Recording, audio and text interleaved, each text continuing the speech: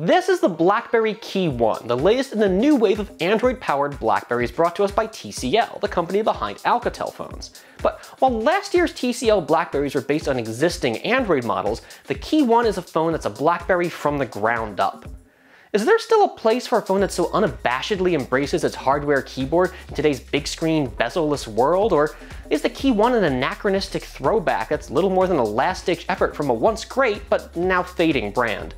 Well, I'm Stephen Shank with PhoneArena, and after spending the last week with the BlackBerry KEYone, I'm ready to start answering those questions. For an industry that's so built on the idea of being the next big thing, or part of the cutting edge in terms of everything from design to performance to feature sets, a phone with a small screen and a big old hardware QWERTY keyboard can just seem 19 types of backwards.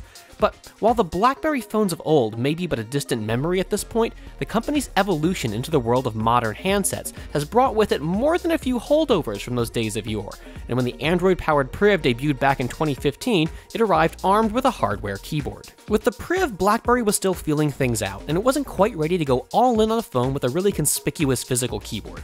The slider construction kept that keyboard incognito, only popping out when needed, and still putting out the appearance of a modern full-touch phone. Now in 2017, the keyboard's making a return, and in a way that's impossible to ignore. The BlackBerry KEYone, far more than the Priv, is built like a modern reincarnation of a classic BlackBerry design. The phone's solidly crafted out of sturdy aluminum, and as a result feels really substantial. Even the fake leather texture covering the KEYone's back is nicely executed, and seems much more resistant to damage than a glass back or even a cheap plastic panel. Moving around the handset, we find the phone's power key living by itself on the left edge, an analog headphone jack up top, USB Type-C port and the KEYone speaker on the bottom, and both the volume rocker and a software configurable convenience key, which we'll talk more about in just a minute, on the right. But this phone is one really defined by what's going on around front. We've got a 4.5-inch display perched on top of a next-gen BlackBerry keyboard. The keyboard looks a little more like what we'd see on an old BlackBerry 10 device than the Priv's, with those iconic silver stripes between each row of keys. The keys may be tiny, sure, but subtly raised keycaps and satisfying clicky haptic feedback help make them feel pretty nice to use while typing. If you haven't used a phone like this in a while, if ever, there's going to be an understandable period of adjustment, but even after just a few days, we're feeling much more comfortable with the hardware keyboard, and our inputs getting faster and more accurate all the time. Like the Priv's keyboard, this one is loaded with capacitive sensors that let the surface double as a trackpad. You may have used something similar on recent phones that allows gesture control through their fingerprint scanners, but the KEYone's level of interaction far outdoes even those. You can browse through a lengthy web page, scrolling up, down, left, and right, all without ever actually touching your phone's screen. It's an unusual way to interact with a smartphone, to be sure, but one with some real benefits, including minimizing smudges on the display's glass. Unlike the Priv, though, the KEYone crams a whole new feature into its keyboard, hiding the phone's fingerprint scanner right within the spacebar. The implementation is subtly graceful, like how the Space Key's backlight gently pulses on the phone's lock screen to help draw your attention to it. As a scanner, it works reasonably well. We'd love it if it worked just a bit faster. Above the keyboard is the phone's screen, a 4.5-inch panel in the unusual for phones 3:2 aspect ratio.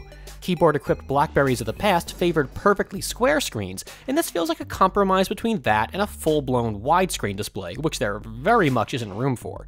The size and shape end up working well for the KEYone, and while the screen's not exactly optimized for media consumption, it is great for accessing the web or working with documents. We also appreciate how the screen is quite bright, though its brightest output is reserved for automatic brightness control. The maximum under manual operation is considerably dimmer. TCL's given the KEYone some hardware specs that on paper feel very much like a mid-range phone rather than a top-shelf flagship. Those include a Snapdragon 625 processor, 3 gigs of RAM, and 32 gigs of storage. Now, that storage level is fine, if nothing to write home about, and the presence of microSD expansion gives you room to grow. As for the RAM, that memory capacity isn't great, and we'd really prefer to see 4 GB here. Far more often than we'd like, we'd see apps reloading themselves into memory during multitasking. The Snapdragon 625 is a middle-of-the-road chip when it comes to processing power, and an aging one at that. This was very much the chip we'd look to last summer for a decent mid-ranger with great battery life. Our benchmark tests further confirm that the KEYone performs on the same level as phones like the Moto Z Play, or more recently the Moto G5 Plus. That's frustrating because the G5 Plus, for example, sells for $300 or less, while the KEYone is north of $500. Are you getting ripped off? Well, the value of a phone is more than just the sum of its components, and we've got to look at how that chip makes the KEYone the handset it is. Honestly, performance on the phone is just fine, especially for the use cases the manufacturer clearly had in mind, basically productivity stuff rather than gaming. More importantly though, and what makes the KEYone really special, is the effect that decision has on battery life. The Snapdragon 625 tends to always result in very power-efficient phones, and here TCL pairs it with a huge 3505 mAh battery. Combine that with the meager power demands of that small 4.5-inch screen, and we've got a phone that can easily last for over 12 hours with the screen on the entire time. With lighter usage, you can get days upon days of operation out of the phone without needing to recharge. So yeah, maybe a higher-end processor would make those benchmarks look even better, but we're not about to trade this kind of utterly insane battery life for slightly smoother frame rates. Another area where the BlackBerry KEYone delivers pleasant surprises is with its cameras. We've got a 12-megapixel main camera paired with an 8-megapixel front-facer.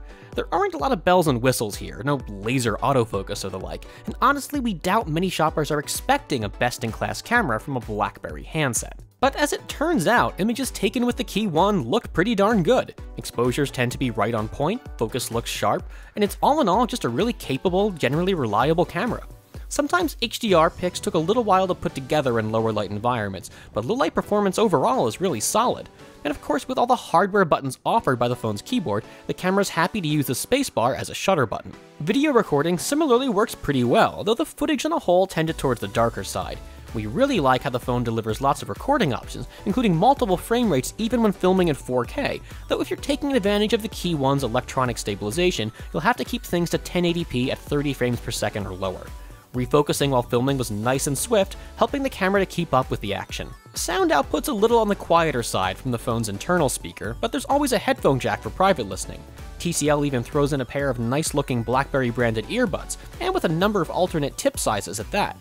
Sound quality from those is good, not spectacular, but it's still a gesture we appreciate. BlackBerry software includes expected things like BBM and the DTEK security app, as well as a Samsung Edge-style productivity tab. But maybe the coolest features are those that tap into the KEYone's hardware. For instance, you can configure the launcher to accept any letter on the keyboard as an app shortcut, and even launch different apps depending on long or short presses. If you don't need nearly so many options, there's also that side-mounted convenience key we mentioned earlier. You can set this up as a shortcut to phone features or to quick launch the app of your choice.